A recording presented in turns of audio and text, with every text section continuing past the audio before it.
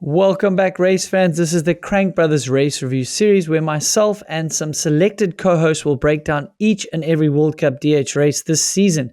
Crank Brothers is synonymous with the DH racing circuit, last year celebrating an incredible 14 years in a row of Elite World Champ wins with that mallet DH pedal. Now, they also won the 2024 World Cup overall title on the pedals.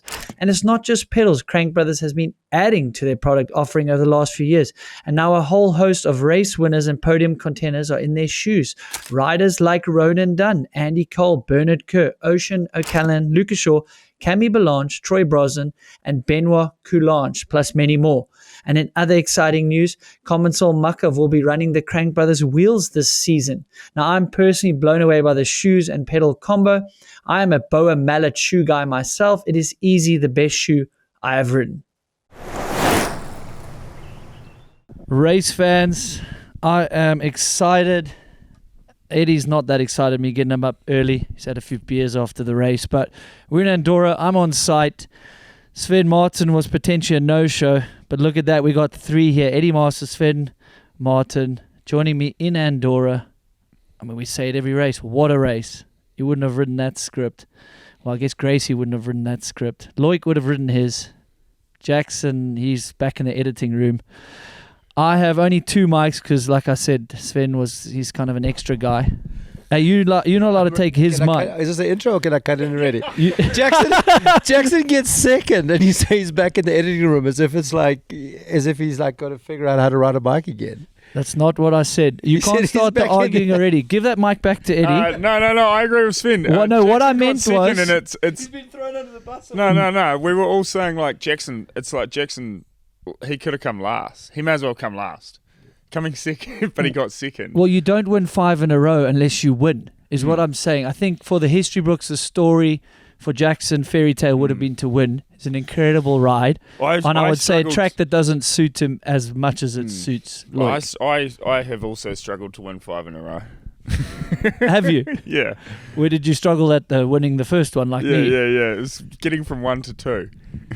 But I would say Jackson's week has been a win. If you looked at time training, I think he was 6 or 5 seconds back in time training, but he came into the pits and was like, yeah, I nailed that run. And he was like pumped on his run. He's like, I'm riding good.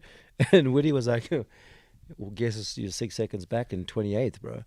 So literally, can you imagine pulling that much time? Not even like, he has the next day in quali, he's got to pull that time back, and then in final. So, in terms of a overall points battle on the year macro scale, it's a win for him. But sure, yeah. And he also for the fans, he came last. Yeah. If you're not first, you're last, right? Yeah, exactly. Ricky Bobby. No, I wasn't taking anything away from that performance. It was incredible, and he did give us, all the gaps that other riders weren't going for. I know Lockie was doing the gap after the off-camber, going inside to do the gap. So it was a fan favorite. But he gave away time at the top again. So being light has its advantage, but it sure has its disadvantage at the top. But don't you think if you're going to design a track, this is quite close to what Loïc needs. Like, you need precision, you need bike setup, you can't afford to make a mistake. And it was clinical by him, absolutely clinical. I rewatched the run. Tax-free as well. A tax-free track is good for Loïc. A tax-free track for all the big prize money he's just won. Yeah. Bruni wasn't going to lose. He wasn't letting that one past the goalie. I'm gonna pass the mic to Sven because I can see he wants to speak. But this is so fun. Not having a mic. I think I'm not bringing a third mic on purpose. There's no next chance time. Bruni was going to lose this race, mate. Can I tell you something? What is the saying? Poke the bear, you get the horns. Yeah. Dude, did you see the Instagram troll from Jackson Colston? That is one of the best trolls. So if everyone hasn't seen it, go to the UCI Instagram. They were promoting the Super Bruni Superman movie. So there was a lot of play there. Jackson Golson, from his own account, him personally wrote #Kryptonite leading into the race. So, yeah, he poked the bear and the bear won. Yeah. Yeah, but it was, like you said, a good troll because not only is he hashtagging Kryptonite, he's in the bloody leader's jersey, which is the color of Kryptonite. He's in green Kryptonite. But it is interesting what you said about this is the track that Loïc would win on.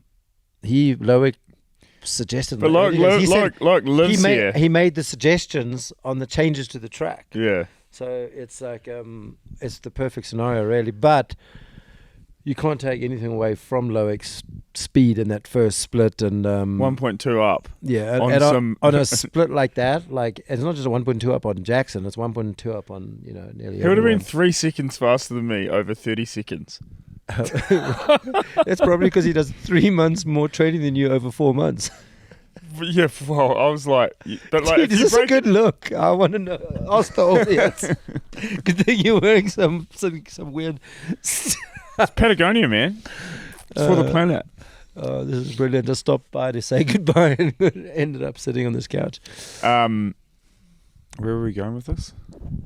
Oh, now he passes the mic to Sven. Sven's got nothing to say. I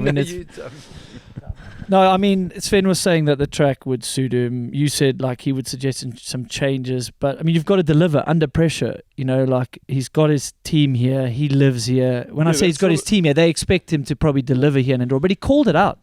He said at Latuil, I'm done with this overall. I'm coming for a race win. So that's the amazing thing.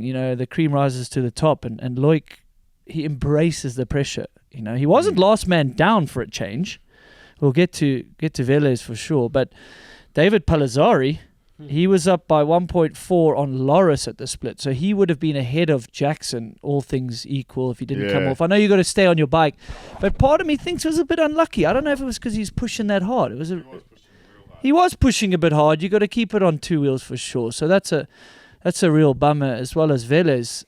I mean, it's kind of ironic that you can expect the guy, like he's either going to do really well or crash and burn after you qualify fastest because you're inexperienced. You just can't buy experience. Well, and he's kind of crazy. And this was the track for him. Because you imagine you've done these urban things, right? Unfortunately, yes. Yeah, so imagine going down any sketchy urban area, back alleys, rusty nails, scaffolding, dogs, pigeons, pedestrians, no room, like trees. Say concrete again. Yeah, concrete. Trees and rocks and bushes. It's like a kid's park. No padded it's trees. Like Imagine he sees, he's like, oh, they pad the trees. These guys are, of course. What are they doing here? He was going to go hell for leather, we all did predict he's either going to win or crash, and he actually kind of did it in between that. He didn't really have a proper crash. He blew lines, and you could see he was blowing a couple of turns, squaring off and sliding, and it. And then there's Amr as well. He was even up by more than Palazzari, so he was even quicker than Palazzari at his last split. So there's a lot of different ways it could have panned out, and Amri race day morning was the quickest down those last rocks where near where Gracie crashed, and a couple of people crashed in that same spot where they seem to crash every year. I don't think anyone ever practices at race pace, which is why they come unstuck there. But Amri on race morning was the quickest. He was pre-collarbone Amri pace, and I was like, oh boy, he's back. So, but we will never know. I was thinking about that, Amri. I think what played in his favor is coming back so early. He's lost no bike time. Somehow, no confidence once he felt he's got some sort of strength to get down. So you could see he was visually bummed. Not just that he crashed, like he was on for result. Third at that last split, or second last split, sorry. But I was thinking about the last words. I think it's almost impossible to practice at that pace, especially with the course conditions that changed. That's the best that course is ever going to ride. It's got like the perfect moisture for the perfect grip. And I think by the end of it, those rocks weren't even a little bit greasy at all. So Gracie's come in the fastest she could ever do, adrenaline, riding just like a person possessed. I was surprised. Dak had the identical crash last year. Yeah. In that same There's spot. a little route in that hookup bit. So I think it's just, you're just coming in, like you said, faster than you have, and then the front just goes. You just kind of crumple on that flat. Yeah, and there's piece. a tiny route in that hookup. So if your front will I think a front will push first, then it kicked the back. And it looks just like the back went. Mentally, no one's actually that keen to do it more than once at that pace. Well, it's risky. Yeah. So it's like, for that one run, you've been a racer, you will do it, but you're not going to go and do that. I mean, Ronan Dunn probably does. Yeah. But you know what I mean? It's like you're not actually that keen to throw caution to the wind every run. But then when the race and the gravity of the situation comes down to it, you like will death grip certain sections, and generally it does play out, but sometimes it doesn't. But you hit the nail on the head, Andrew, because of those perfect conditions, they never got to train in hero dirt. We had just the right amount of rain, just the right amount of drying out, and it was getting blown out, dust in a few places. So no one had ridden that fast all week. So they'd never trained that fast. So like Almari blowing out where he blew out, it's because he never rode the section above that fast because he never could, because there wasn't enough grip. So in actual fact, like the perfect conditions actually made it harder, not better, because you were now going faster at a speed you'd never pace. And the G-force of you just pulling you offline when you're exiting, and that's happened to Gracie, happened to Almari, happened to Wanfer, and happened to Palazzari. It's just it's because the conditions were perfect. They just were going faster. Yeah, in training you would have blown out and said, okay, that's the speed, I can't go faster than that. But in race, you were basically just went over the limit. Can we go back to Palazzari? Dude, can you go back to all those guys? No. This is what I want to. This is what I want to go to. And Rogue Racing and the other Italian team as well. I think Rogue Racing have every World Cup this year had 3 riders in finals, which is the only team that would have that. Which is like the only team. Yeah. You know, I don't think any teams. No, they're the only team that's like consistently delivered riders to finals. Conspiracy. Well, it's not even a conspiracy, but Eddie's got the conspiracy this week. No. So for the next, like Rogue Racing, basically at this point in the season are basically guaranteed top 10 in the overall with the way that they've performed. I've got some thoughts on this too. Let's hear your thoughts. So now they'll get a 3-year license. Yeah, and they're like flowed frames from Santa Cruz, but they're not essentially like a factory team. But now you will have brands that might not be in World Cup Downhill or are in World Cup Downhill and whose factory teams haven't delivered a 3-year license. Yep. And now you've got these small satellite teams who have so much value because they will get awarded a 3-year license. So Rogue Racing could essentially become, like, just for example, giant factory team. Or Scott, or Pivot. Yeah. So Bernie could be a new member on Rogue Racing and bring the whole Pivot program, or the same cut and paste Scott. These guys' phones will be ringing, and someone will be like, "Hey, like, do you want to become?" Yep. Yeah. There is a little bit in the ruling, and money talks. There is a bit in the ruling about your main sponsor and the naming and stuff, but that in a situation like this, they Rogue Racing, they don't have a frame sponsor as the main sponsors. So the team can still remain the same, and it's just a smaller, so that can 100% be doable. But one thing they've got to keep, because the other rumor is apparently they got some genius guy that's just the suspension guru, because without a doubt, like it can't be coincidence or just, I mean, have you looked at their bikes? But apparently there's a guy just doing stuff inside the suspension. Yeah, every Italian team has an Italian maestro. Yeah. And it either works or doesn't, but all 3 of them in all this many races, and you've got going against the Olands and the Foxes and the Rockshocks, is like they've got to be like, there's got to be some help from some tinkering inside there. Yeah. But have you look at their handlebars? There's some serious shit going on in the hand. Like, what do you mean? Like, there's buttons and everything. Oh yeah. Yeah. There's. Is that why they hit the one bike when it was on the hot seat? Oh no, I was just looking at Palazzari's bike, and I was like, holy shit, there's a lot going on there, and he's like, bro. Yeah. You know what I'm noticing? You guys obviously at every race around the teams, and we spoke about it before we came on, testing versus trying. A lot of people have set the benchmark. Loïc Bruni here, he does go to some tracks early. It's not against the rules. He has coaches there. He has his suspension guy. He's been doing this for a long time. And I think people are obviously looking at, but if you're winning, it must be that.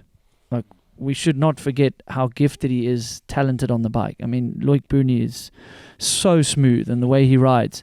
But what I'm noticing is a bit of over-information load with some of these riders. You've got the WhatsApp groups with line coaches. You got videos. videos constantly, and then we've got now data acquisition on the suspension. You've got Fox, you've got SRAM, you've got everyone doing their stuff, their view on what suspension can work. Then you've got a lot of riders have good rapport with their mechanics. They're learning data themselves. I'm a little worried it's a little bit too much is not always better. Well, I mean, a lot of the stuff, like even like we mentioned telemetry, that used to be done on like day one and then it would be off the rest of the week. I mean, the telemetry is on the bike on race day. You know, on Amri's bike, it was on race day, still running telemetry. So they're literally waiting to the last possible second. And Laura said he went down on hardness. He softened his bike up because there was a slight section of the course, and they have these big meetings, like downloads they call them. But it's just too much information at some point, and especially for the younger riders, the juniors and some of the early elites and some of the. It's new to them. They should be riding on feel, like especially in the junior. You should be riding on feel, and like I think the Alaran brothers don't take as much. They just ride, and then all the elites are jumping on their lines, and they're studying their lines. And now suddenly the people like the line coaches used to just pop up for elite training, and now the line coaches are watching junior training to give the elites the lines that some of the juniors are doing. But those juniors are probably using the line coaching the least because they're riding on feel. I don't even think Till's seen the inside of a gym. No, I spoke to T-Bo on that. I mean, that is a cool thing, is they are still being kids. So I think so good at riding too. I was at the pump track and Leo Gang and Max was there and he's just like ripping. No, T-Bo says, like, I said, okay, I've heard a rumor they don't he does really like train. and tail whips and bar spins and stuff. Yeah. And you know I've seen a video. He definitely front flips his hardtail. And you know that they went to a school away from their hometown. Like, they would sometimes only ride on weekends. Like, I said to T-Bo, so are they training a bit? Are you guys helping with that? I heard they kind of just raw bikes. He was like, yeah, they road ride maybe once every 3 weeks. I mean, that's great. That's how it should be. They're riding on I think as a talent. junior, you should maximize, because you've got like, you can always get better and you can always upskill. But I think as you get older, the like window of learning gets smaller and harder. And I think the motivation, wouldn't you agree? Like the motivation to spend 8 hours on your bike. Yeah. But when you're young, you're like happy to just hit the same rut, walk back up, hit the same rut, walk back up, hit the same rut, but do it all day. And that's where you like maximize your skill set. So like as a junior, I think it's best to like get as good as you possibly can.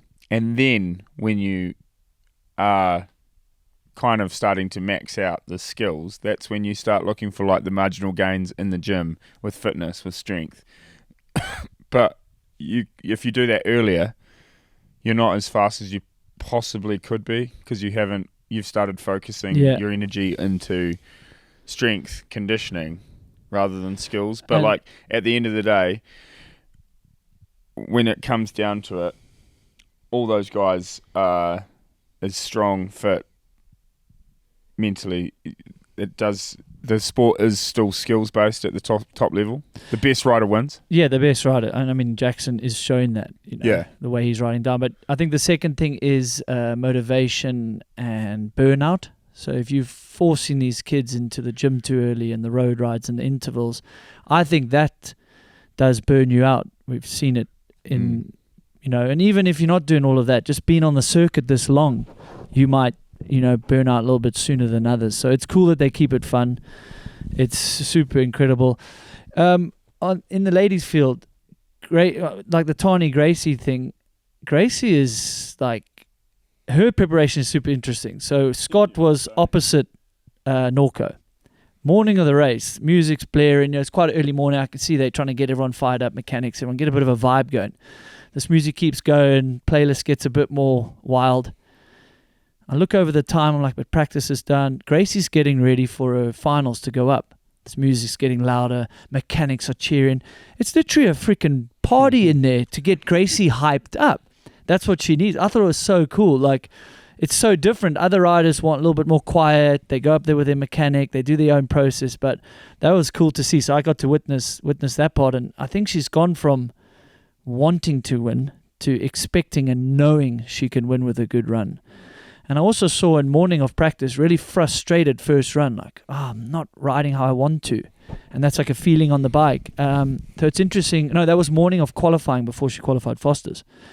So that change in schedule, I think, disrupted a little bit of like the early morning routine and stuff. But it's interesting to see that she can bounce back even when the feeling on the bike isn't good.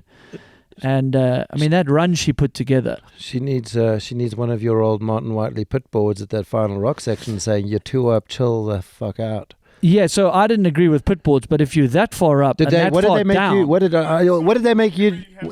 Because so when he rode on Global Racing, and this is no, it was on Trek. No, but you did it on Global too. Do you want me to tell a story that happened to me, or are you going to tell a story? Hang on, but there was a time. Okay, maybe it was pre-you on Global, but that was when everyone qualified at World Champs. And Martin, like, not only was he like good in a lot of things, he also wanted to own the hot seat. So he'd send like Andrew or Maddie, like make them qualify super slow. And this is sometimes the rain game, but it's also because he wanted to own the media presence, and he would just have Maddie or Andrew just go down first and just sit on the hot seat until like the guy that could come top 10 come down, and then like eventually you end up with I guess so Andrew the full story. I mean, don't ruin you in the story. Yeah, don't ruin a good story with the truth. Of course not. So the little caveat was Maddie at Shumperi, they did play a weather game, and it worked out. And perfectly. It worked out very well. Super smart. You could do it. It was within the rules. When we were on Trek World Racing, Martin, I don't think he'd done it before, but Voiliers had done it at World Champs in Kaprun. He had some guys on the track mentioning how far ahead he was, and he did tone it down. He only just snuck ahead of Steve Peat, Kaprun 2002, as far as I understand. So it has been happening, and obviously it happens in moto. And at Trek World Racing, we were just trying all these new things, looking outside the industry. So he mentioned, let's try some pit boards. So, I mean, as a rider, you're like, oh, it's something new, let's try it, maybe it will work. Depends on the rider, though. I'll get to what happened. So I qualified 4th, I think, in Maribor. So I'm 4th last. Feeling good. I get through the rock section. We decided to put the pit board on that big flat road because that's an easy way to look at it and all that. So just before the end of that thing, I'm coming sprinting. I see green. So we just had like green. If you were doing good or up, or red, you needed to push a bit harder. So I could do the maths. I saw green. I'm like, I'm 4th last. I'm leading. 5. I'm leading this race right now, bro. And I just couldn't. Subconsciously, I just got on the brakes way more. So I didn't keep, like naturally pushing down. So for me, it didn't work. I said, throw that pit board. I don't want to know. Where did he end up? Like probably 8th or 9th. Just missed the podium. And I don't think I'd had a podium yet. So for me, it didn't work. But I think where it would work is just at the last sector. But I don't know how you should have like 2 colors, like a color if you a full second up, and another color if you're like 2 seconds up. So you kind of then do what Grace did and just blow out. Yeah, you just you show red at the first split, red at the second split, red at the third split, and then quickly like green by 8. You're like, do you think there's? What do you mean I'm up by 8? Do you think there's lights on all the RockShox and Loïc bike? It's not actually like what mode they're in. It's actually their splits. Every time it's like, oh, I'm still red. Oh, I'm still red, and then they go harder. Maybe those. Is this your conspiracy of the week? No, but that would be handy. It would be helpful to have in the. Do I need to go get some tinfoil to put on your hat? I was trying to think of a conspiracy, but it'll come to me later. But who would have thought, talking about the women's racing? Like, I don't think everyone was saying who's going to win the 100K. I don't think Millet would have been on people's top of the list. Maybe not top. That's fair. And then who was top in the Wantfer, which could have won the 100K, wasn't on a gearbox bike. Well, he stayed on his. But that's. I know. But can you imagine? That would have been ironic. Out of all the people whose 100K could affect their lives the most, the guy that didn't get the gearbox bike. But I think it's because of his geography and how late the bikes come. He couldn't do the testing on it, so it's not like they didn't want to give him one. Well, also, I mean. But if there's only now, but I mean there was that. No, then. I'm surprised the team didn't put him on one after qualifying. No, but there was. Yeah, but team orders, because I'm pretty sure most of the teams. If he says I don't want to ride it, I think most of the teams will halve the money. I haven't. Between them. Well, the contract is potentially with a team. Keeps half. And who gets the other half? The rider. Yeah. Well, it depends on your contract. So from what I'm hearing, Gates is signing the contract with the team.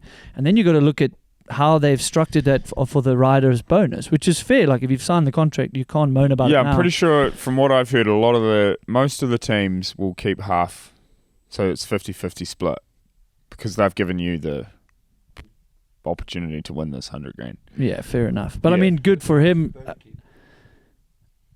You could argue that there's money on the line and the bike might be better. Bernard would actually let the rider keep the 100 grand because that's what he would expect if he won the 100 grand. Yeah. Yeah, that's been a rider owner, yeah. Yeah. He would 100% be like, dude, that's sick. You get it. But he'd make you go buy something stupid like. Yeah. No, Like a it'd be- jet ski. what But would we good for buy? him because he probably had the opportunity to potentially go on Joe Breeden's bike, maybe. So it's good that he decided, no, I want to ride on, what I know. Mm. So, ladies, Gracie Hempstead, we know how much pace she had. She gave up so much at the top. She's no insane, surprise there. man. So how much speed? Once she's up to speed, that was clinical down the bottom. But what I did notice, which was interesting, I haven't spoken to her, but Tani didn't get the triple great, and then there's a little hop into the woods. It just seemed like she was so aggressive and starts so fast, and then she didn't hop into the woods. And Gracie was so good, got pedal strokes and hopped into the woods, and she just kept making speed down the bottom woods. So I don't know if that was strategy or was that where she decided to like have a little bit of breather before she reset. But that right there did lose her some time not hopping into the woods. It's all those small things. Gracie's just insane at finishing runs. She just builds speed. She goes, I think when she won in Ludenville, she was 13th at the first split. There's only 15 girls in the final. So to go 13, 10, 5, 1 or something in your splits, like to be able to gain like that, it's really easy for riders to start fast, like because you're so revved up, but to be able to like build speed throughout a downhill run's really what you want to do, like it's be all good and well to go 1-1-1, but like it doesn't really happen. And that's what Cammy used to do.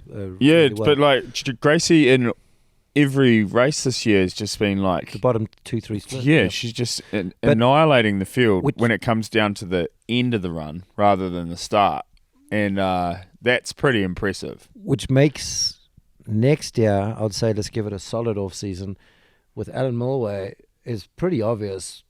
Like she might be very unbeatable because if you fix up that first split, which is I would say very training based, a type of training like the gate start, the squats, and I don't know. And just to be able to have the confidence that you're good at finishing. Yeah, but can you Whereas imagine like- that she's not down 1 second at the first splits, Well, Yeah. like, same as Jackson, he's had to overcome some stuff, and he has worked on his first splits. And this one, he just said he didn't find the rhythm of the run. He usually like gets into his run quite early, and he feels it and he keeps pushing real early. But he says it was quite deep in his run before he felt like he was on a race run, and he says he doesn't know why. It wasn't that he messed up or didn't go hard enough. He said he's got to feel like he's on a race run before he can up his game, and he just said he didn't get that feeling until too late in his run. Good for him.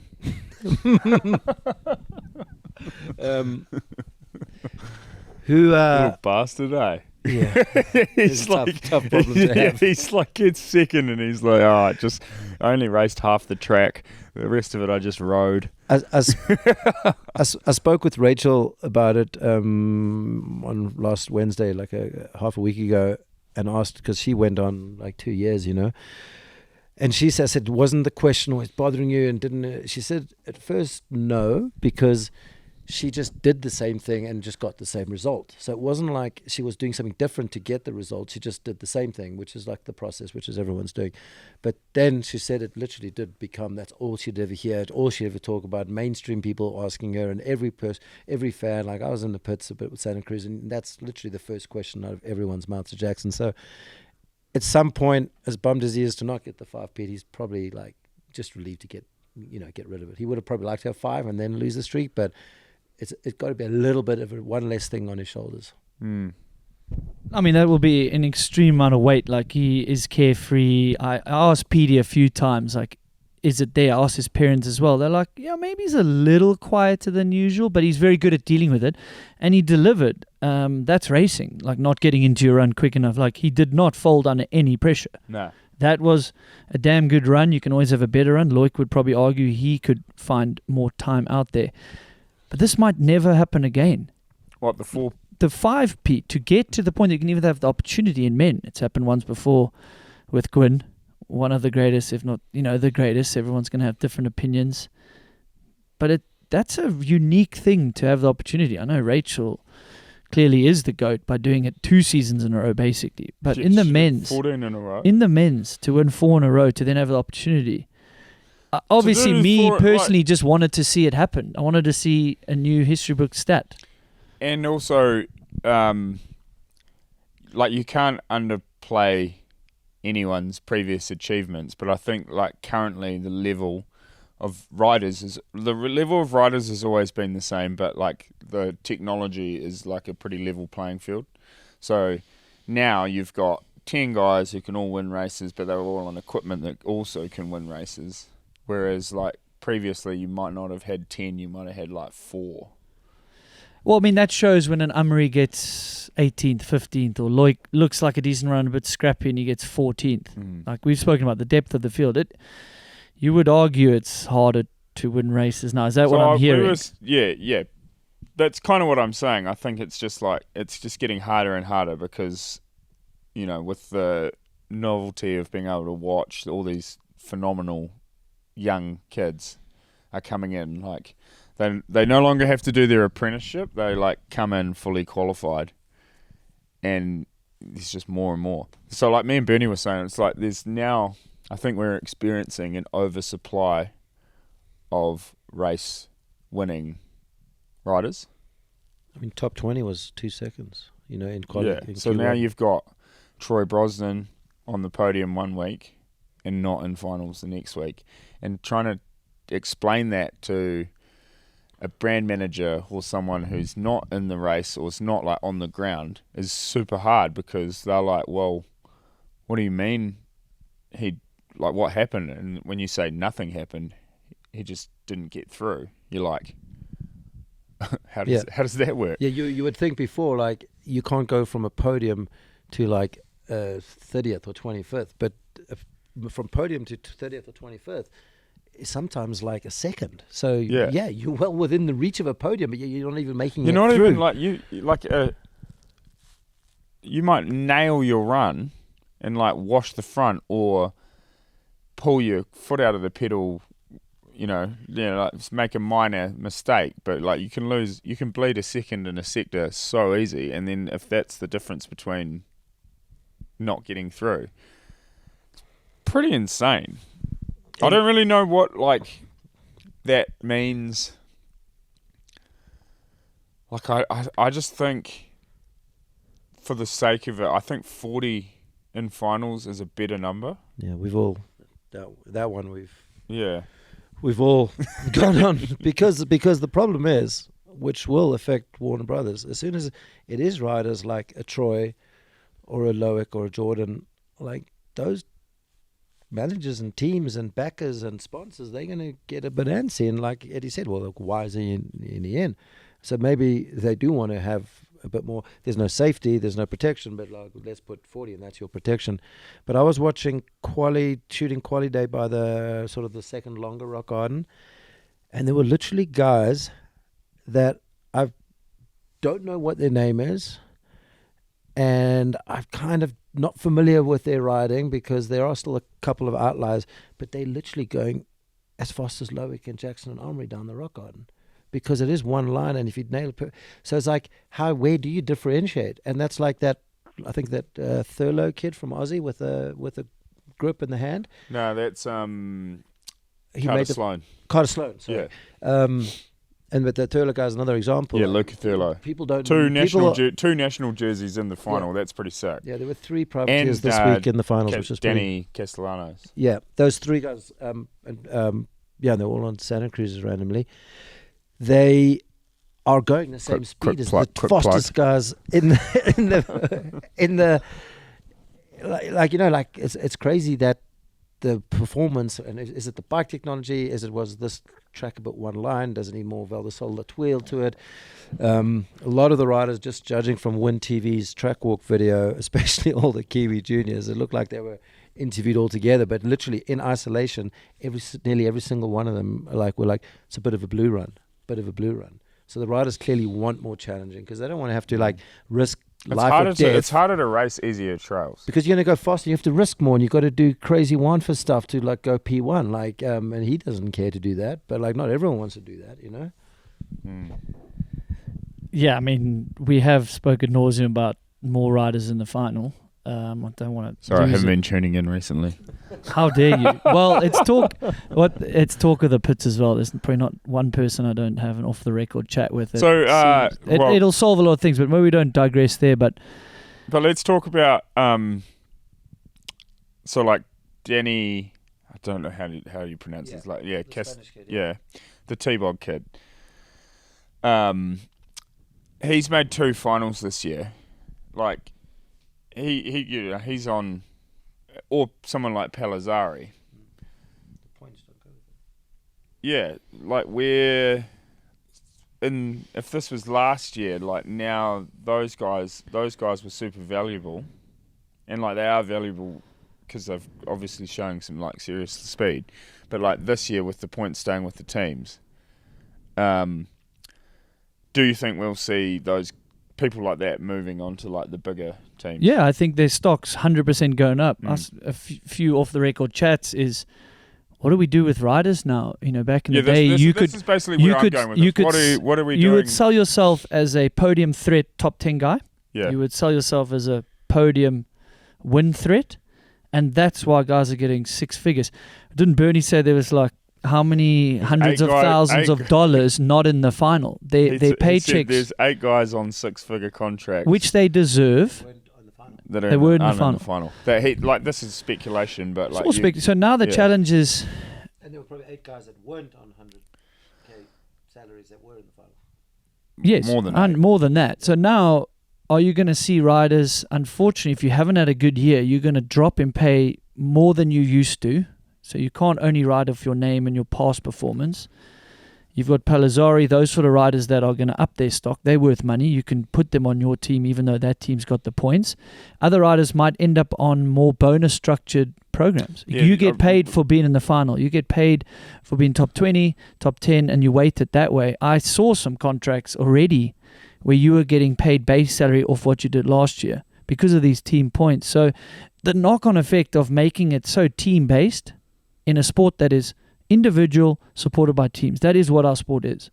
If I'm looking at it the wrong way, I want to hear why or what that means. But, you know, the individual is riding down that hill. You know, it's not like in the peloton or something that you've got all the support structure and to go win a race, you have to be on a team. Yeah, Bruni can turn up with Jack out of a sprinter and it with 1 3x3 easier and still operate exactly how he operates. And he could outsource a Swan worst case. Yeah. And just make sure his food prep is done. You know, he could easily do that. So it's going to be interesting. I feel for the riders, and we don't want to harp on the number. I think the number in the final would have a huge positive knock-on effect for all these caveats that we keep mentioning for sure. Yeah, it's a tricky one because the teams keep the points. So you say you have the top 10 teams locked in, but then say you have a Pivot, a Scott, and a Giant. So they'd be like, all right, we didn't get our guaranteed 3-year license, but if we change the team and score top 10 in 2026, then we get locked in. No, I don't think they can't. Then they're not going to be wild cards for the next 3 years. They don't give out 10 more 3-year licenses. Well, there's not 10 more. But if you're say this is what's not written in the rules. In 2026, say you have 10 teams that are locked in. In 2026. Say you're now become a top 5 team or a top 3 team or top 6 team, surely you get given some kind of multi-year license. You're not now kept out for all of eternity. You've now which means there's a we don't know you would have though. more locked in teams. With the things we don't know, it's not written through deep enough. But either way, you know, there's one way the teams could go super cheap and not raise salaries or get more riders because and then they only do it on the last year to make sure they get a good result in the last year to lock in their 3-year contract, or other teams are needing to put better riders in or put another rider in. You know, that might happen. Like there's not every team has like Komensal Markov or Specialized where they have 3. You know, so there's a couple more teams might put 3 or 4 elite men and fill up. You know, and conspiracy. I reckon some of these big teams will start benching big riders. So, like, you'll have, let's say... Well, like Antoine and Komisar Markov, like Anton Piran on the Common Cell team, and they might try and make that a development team. Or if you went through the stats, I'm pretty sure you would be able to say that in every single team, every year, if you have a lineup of 4 riders, you'll have 1 injury. If not more. Yeah, if not more.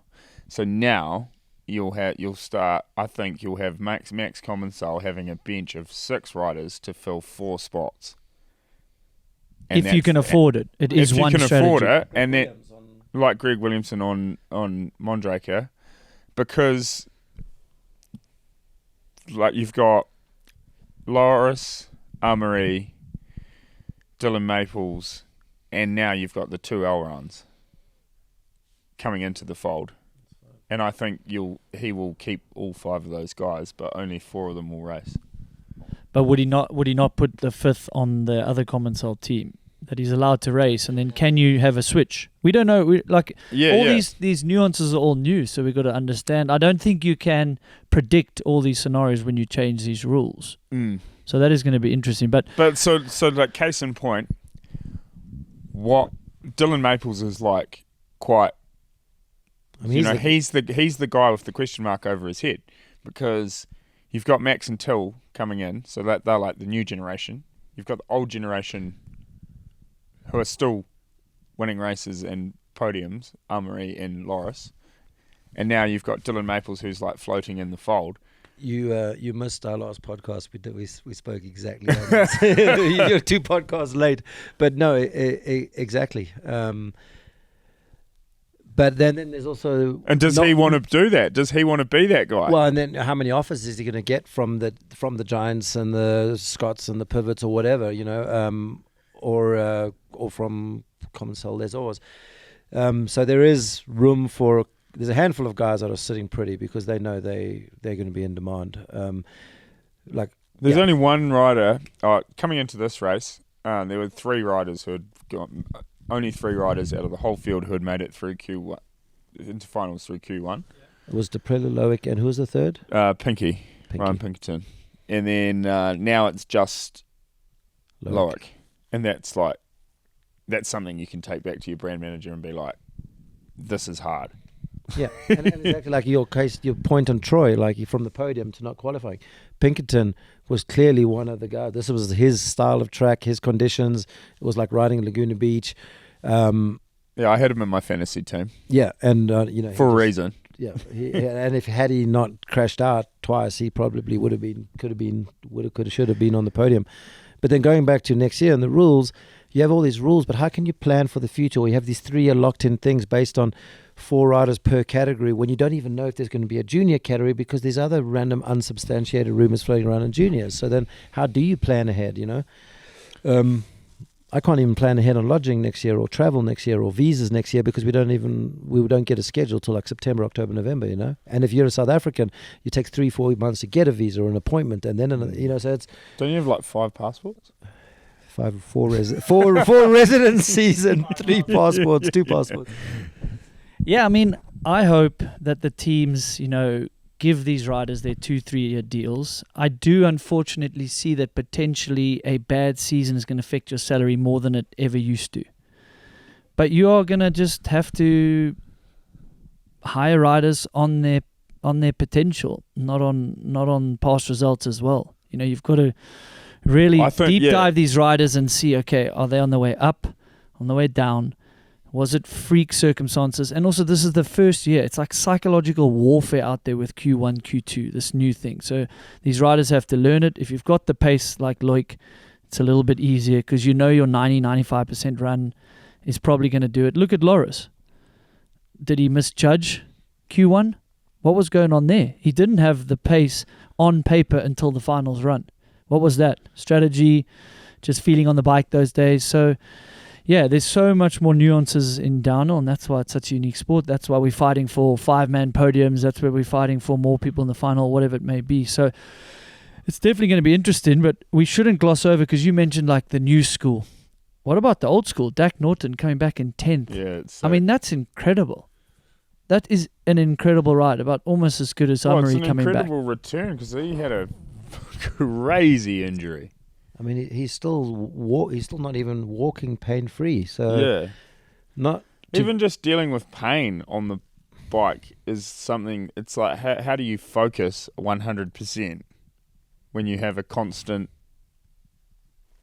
reminder of like something pretty traumatic? Yeah, that's not just the recovery and the injury, it's the trauma on the brain in terms of psychological. Yeah, it's such a crazy one. Like, on similar but different topic, Valentina Roa Sanchez has missed qualifying every single round up until now, and then she qualifies and goes 6th. So it shows you it's not like she was sucking. It was just, even with the women's, not just the men's, that had these tight margins. And she was always like 11th, or she went to Q2. She was just a point off, and then last weekend she was also looking really good, and she flattered in Q2. So it's like, the you need to like burst the bubble. You're like, now she thinks she's like qualify easily in all the next ones. Yeah, I reckon she'll be a shoo-in. Yeah. From now on, it's just the longer that it doesn't happen for a multitude of reasons, it gets harder and harder, and you start like building a bigger mental barrier, and then all of a sudden, when you just need that one result to break through and burst the bubble, and then it's easy again. Bursting the bubble with Ed Masters. Yeah, bursting the bubble. So how, Eddie, when was the last downhill race World Cup before this? I raced Montsanan last year. Okay, so you but under Q1, Q2, how was those pressures, or were you not expected to qualify? I was chilling, but then I was kind of annoyed as well because I just messed around in practice, and then I actually once you started riding a bit faster on the Q days, you're like, oh, I should have been doing this on a day late. Yeah, everyone. There's no wasted runs anymore. Yeah. It's whereas I didn't. My first full run was on Q1. yeah.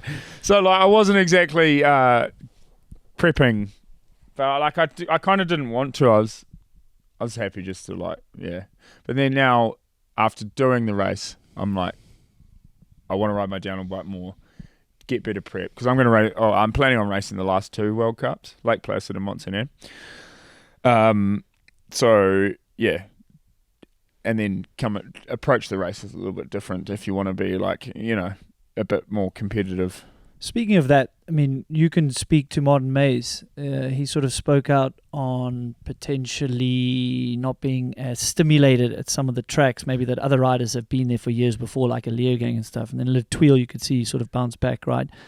But here, I would almost say, this track wouldn't suit him because it's just, people have ridden it for so long. The raw speed is insane. Like, you're coming from... Yeah, but Martin's such a sleeper. No, he is a sleeper, and that's what I'm saying. I think now he's clicked. Now he's everyone clicked. sleeps on Martin, but he is so fucking good at riding a bike. Yeah. No, I didn't sleep on it coming in. But people do, and every time he does well, they speak as if it's surprising. But he's only ever done good in downhill. It's an anomaly when he comes 20th. He only gets in the top 10, really. When you look at his results. Yeah, I mean, but he had a few missed finals this year. And I think that, like you said, it's actually just not the norm for him. The norm just for wasn't him clicking with the norm for him is being in the top 10. And everyone thinks that's kind of random. But then if you actually look at the results that he's had throughout his career, it's actually where he is. Yeah, no, I mean, that's a top 5. Do we call it top 5 now? Old school podium, we don't really know what to call it, but it's 4th. Yeah. Have you media guys doing the 5-man podium afterwards, or have the downhill teams not doing that? Because apparently they do that in XC for the media. I'm going to have to boost. The downhill is... Thanks for coming. That quick. Eddie, The Remy to the bus. Eddie, thanks for popping in. That is so awesome. If he was on the insight. podium, would you be getting him to the plane? But now you're getting him to the bus. Well, he was meant to go to the airport last night, and he wanted to go to the party. So now he's on the bus. Yeah, so he's just he He doesn't drink or anything. He just likes going to the party. Ed Bull, before Anyway, you see go, you, bye. wait. Where do they get the Ed Bull merch? EdBullMedia.com. You can't actually buy it on there, but when you can, go there.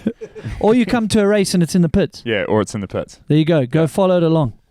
Cheers, brother. Cheers, Eddie. Oh no, now. And shout out for Tahutu's top 10. Oh, Yeah. take his mic Cheer, my away. bro. Tahutu, yeah, that was a huge run as well. Yeah.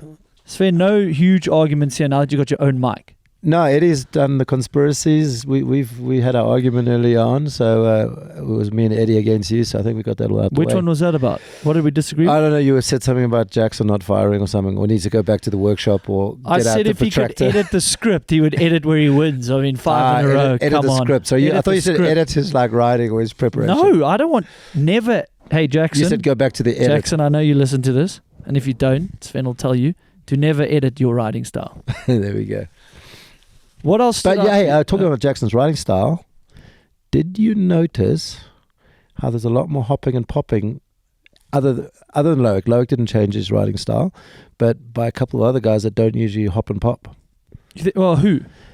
I know there was another team that's just big on racing, and they definitely changed their, I think.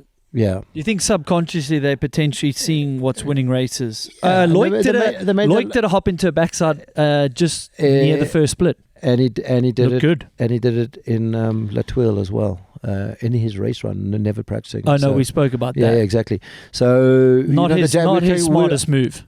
Yeah, but he's going. He's forced to do it. Yeah, I guess we can call it the Jackson effect. Yeah, it really and is. he is changing. He's changing a little bit on the riding styles. I would definitely say that. Reese Wilson, speaking of riding styles, this is not the track for flats, surely. And he mean, stubbornly just decides he's going to ride flats again. I mean, he's got the talent, the skill to ride clips, but we kind of love it that he's just like rolls to the beat of his own drum, sticks on flats. Yeah, the one day I took the bike on quali day so I could get from the cross country to the downhill quicker, and I didn't have like clip pedals, so I'm just running, but I didn't have pins like him either. But yeah, dude, I would, you just, the downhill steeps, if your foot, how your foot shuffles in flats, and when it shuffles, you're stuck. It's like almost been worse in clips because you're 100% clipped in, unless you can actually take your foot off. It's terrible. But he's just loving riding. Like, obviously he wants to do well and get the result, but it's almost like he's wanting to fall in love with the downhill, and the fact that he's able to ride his way and still make the final. And probably next step is like, now it's like, I'm a finals rider, and now I can crack on in the smaller details and go for the results. But like, he was having a ball out there, dirt surfing down the Tuile, and even trying to get some, a little bit different lines here. No, I mean, I like seeing it. It's each their own, but I think you're right. It's just like he's trying to fall back in like the kid who loved biking, But I mean, he has won races on clips, so that's why I was a bit surprised that he maybe didn't move back to clips on this race, but he didn't. So it's fun to see. What about Lockie Stevens McNabb? I rewatched it. I filmed it on my phone. I slow-moed it. I do think his front wheel missed that pole. And that's what he saw and felt, and that's why he stopped. So what did Is he there say a on world TV? So there- you saying you missed it as in he went off the course? So he was actually on course? So everyone seems to say he went over a pole. Now his back wheel looked directly over a pole, so it's very grey. And how do you argue which side it was? Yeah. But I think what we've missed is I didn't speak to him directly. His front wheel, 100% went left of it, just left, and then the back wheel hit this pole. Very difficult to see because Left of the being out the course. Out the course. Okay, and yeah. that's why he pushed up so quickly. Now, I have a question. If you're a rider and you're not sure, should you carry on and let the commissars decide what happened? Because how are you going to know what happened? In this instance, He knew, so he stopped. What are the points difference from getting a DSQ or a, let's say, 28th, 29th, 30th? Like, how many points are you getting for, So I guess if you're not in the title hunt, which he isn't, maybe just leave it up to the commissaires, and not because he's trying to cheat or get away with it. No, exactly. And he was the first to say in the interview, he says he thought he may have missed the poll, but he wasn't sure. And then he said he had a bunch of people telling him, no, you were in, or it was 50-50. And because of the polls this year, it seems like being 50-50, it'll go in the rider's favor. I feel like he got 38 points for being 26. Okay, so he would have 25 points for being fourth in quali, then 38 for 63 total. So how much would that have affected his season end? if he got not so much. DQ'd, you lose 38 points. Yeah, but he's these not in the days. title hunt. So Well, he's 10th in the overall. Oh, really? Okay. So yeah. So then maybe he did the right thing. No, it is the right thing if he feels he missed the poll. If he But if you feels don't know, He's like the most zenned out guy that for a kid that young, and you think he's like one of these loose Kiwis. He's I mean, you saw that Instagram clip that went millions and millions and millions of views. If you don't know what I'm talking about, I'll show you after and you can drop it in the notes. He's a lot more zen and deep thinking and like almost like a Buddha. I'm going to call him the Buddha. So yeah, maybe that wouldn't have sat well with him if in the back of this head. Even maybe if he was 50-50. Yeah, interesting one because no, I mean, I would say races are programmed to like, I don't know, and just go for it. You know, not to try to get away with cheating. No, not to get away. What if you literally like, I've ridden over a pole, I don't really know, but if you're on a run, I think you'd almost rather risk it and say, commissaires, there is what happened. You make the decision. Almost. I can't make the decision because if I... You know what his stock is? Imagine it's 50-50 and then everyone else says, oh, you're disqualified. And he's like, I didn't even know. It wasn't intentional cheating, you know? It's, I mean, the team manager's probably mad he did that because he perhaps could have got away with it. But you know what? Like... Racing's not everything in life, and maybe that would have bothered him, and it would have sat in the back of his head or plagued him. So his stock's only gone up in my book. What a good I agree. Yeah. I think, like I said, I rewatched it, and then I think visibly it's the front wheel, and that's probably why he was like, maybe I'm going to pull over. And that's maybe if you're not sure, sport. like I guess it comes down to team and riding culture, team culture, because there would have been other riders and teams that would have 100% like you. If you're not sure, you do not push back up, which is fair, right? Which is fair to say. It just depends on the. Yeah, it just if depends. you're not sure, if you're not sure, you go. You're not going to try get away with something, but maybe some people would as well. Remy Teron, he's bouncing back as well. Also, like it's maybe not the track you were designed for him. I just love seeing the old boys do well as well. Yeah, and Q1 as well, right? Yeah, and on the track that you would think would least suit him. Of course, he's won in Andorra, but that was the original track, which I think everyone perhaps prefers, ending down in town where the big Commons Hell building is now. Not that this track's not good, but it felt more World Cup worthy, just the steeps and the little bit wider track on the old track. You raced that track. Yeah, I've done that one. And Remy was the boss in that, and he won on Commons Hell bikes by then pioneering like a highline hip gap jump that eventually became kind of bike parky, which everyone started doing in subsequent years. A few more the next year, and then by third year it was pretty much the line. But he was like the only guy doing it, and maybe one other guy in year one, maybe a Stack or something. I think it's Stack, yeah.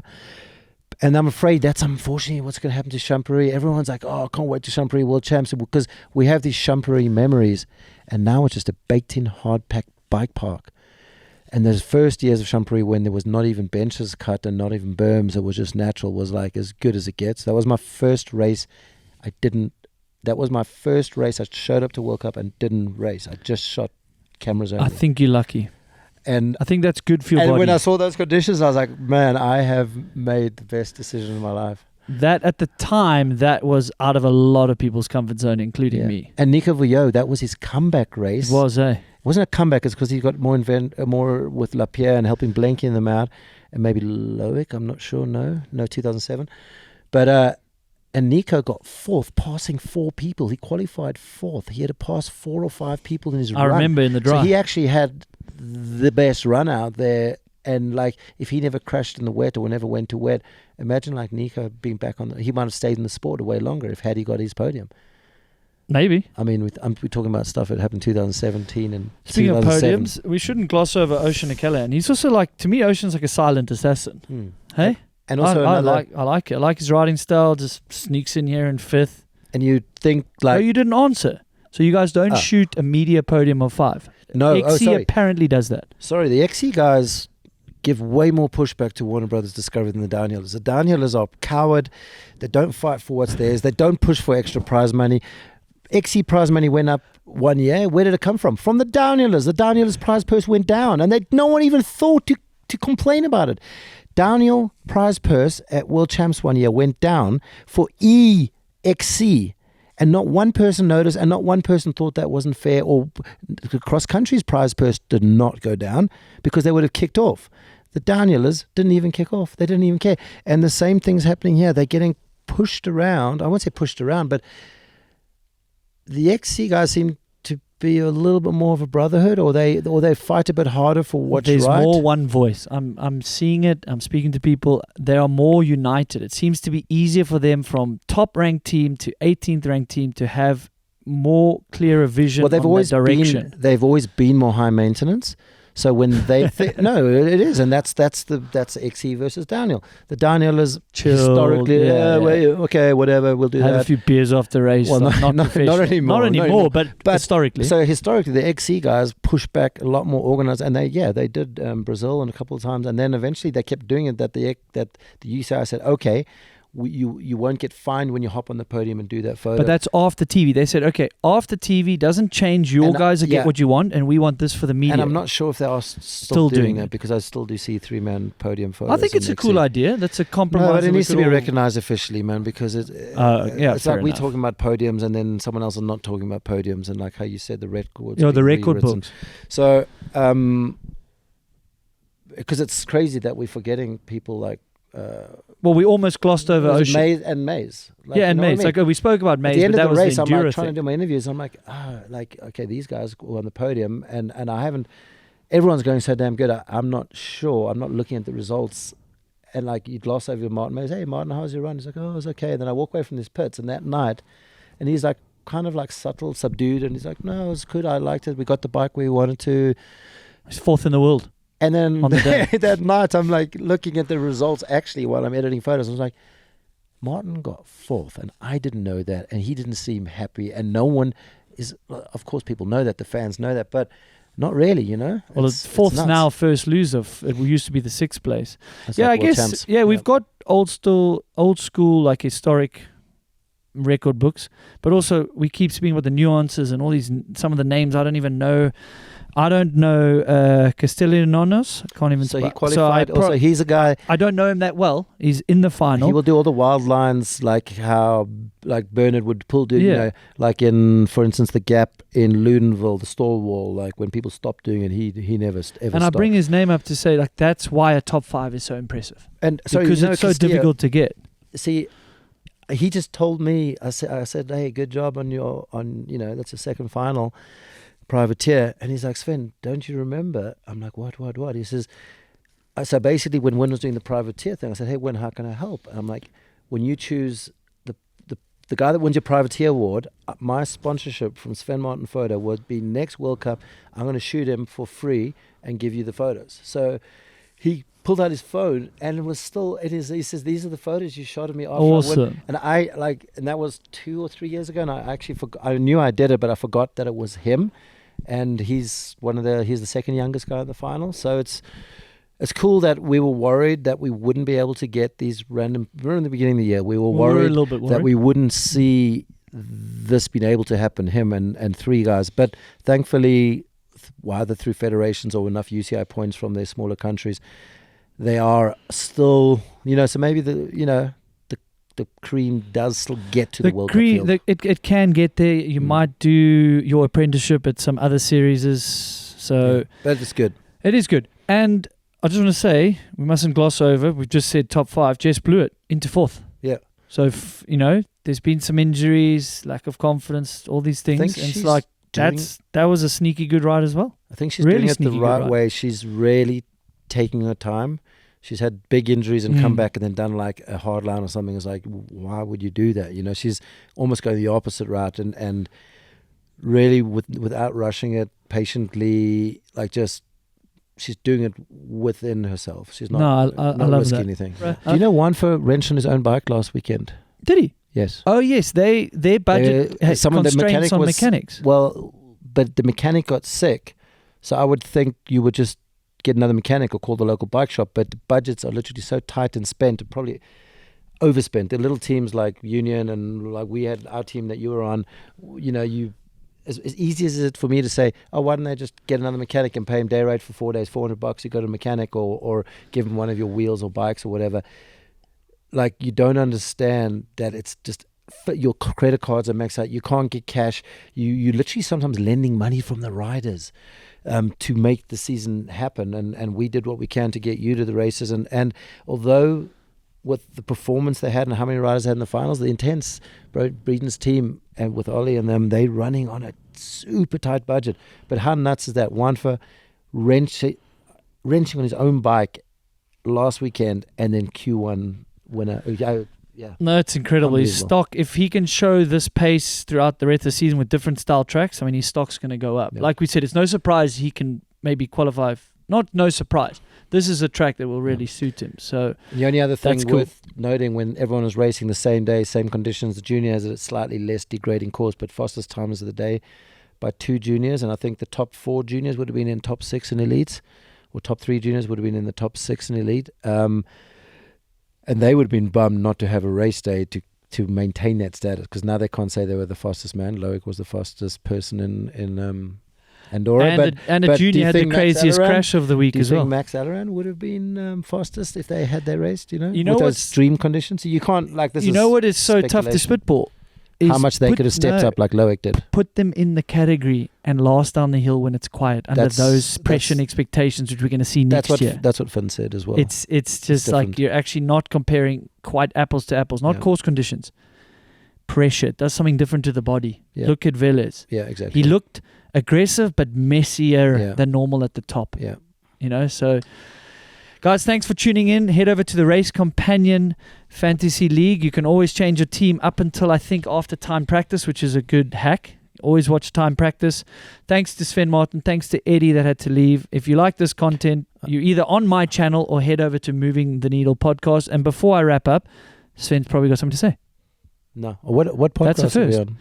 We were just doing the Race Companion Fantasy So League am I on a wrap-up. different podcast now? Yeah. Do I get merch? We can get merch. Race Companion, we should get some merch. Is it Davey or But Ollie? you Who do I don't. hook up? I was going to get you merch, but you don't like my name for the hat I was going to give you. Did I have your name on my hat? No, make Daniel great again. No, dude. You don't like it. No, Daniel is great. What are you talking about? Hey, and we should end on that. I didn't get to a race last year, I don't think. Watching on the broadcast, it's great to be at an event. It is more professional. We do need to give Warner Brothers credit. Yeah, I know we said that. It's it without looks say. sick. Yeah, and they've got the everything's 10 sick. races. We've just got a few of those nuances that we feel are small compromises. Maybe we need to write an open letter. Well, like out of appreciation, I'm actually writing, and maybe like a hope for the future. I'm writing a list of recommendations, because one thing which you would have noticed here, did you expect this few spectators? Few. Oh, did you not feel there was enough? No, this whole year there's not been enough. Leger will have why do you think that's happening? The on-course viewing experience of a spectator, whether you're paying or it's free, it's not good enough. But here I saw in the middle there was a TV screen and a beer garden, and there was 2 screens at the bottom. I thought here some would have races been are doing nice. it, and there was a lot of people up track on this. I saw from the live feed there was a lot of, by the rock garden there was a huge crowd, which is good to see. But there's, on a whole, when we're returning to repeat venues, we're getting lower spectator turnout. All right, we got the thumbs up. We got the full recording. Sven, peace out. Boom. Like, subscribe, give us some hate, do whatever you want. Cheers. Thanks very much to Crank Brothers. This was the Crank Brothers Race Review Series. Myself and a selected co-host will break down each and every World Cup this season. Now, Crank Brothers is synonymous with the DH racing circuit. Last year, they celebrated 14 years in a row of Elite World Champs wins in that Mallet DH pedal. They've also won the 2024 World Cup overall title on the pedal. And it's not just pedals. They've been offering to their product offering, and they have a whole host of race winners and podium contenders in their shoes. Riders like Ronan Dunn, Andy Cole, Bernard Kerr, Ocean O'Callaghan, Lucas Shaw, Cammy Belange, and Troy Brosnan, plus Benoit Coulange, just to name a few. Now, in other exciting news, Commensal Muckhoff will be running the Crank Brothers wheels this season. Now, if you know me, I am personally blown away by the shoe and pedal combo. I love them. I picked the Boa Mallet shoe at the moment. It's easy the best shoe I have ridden.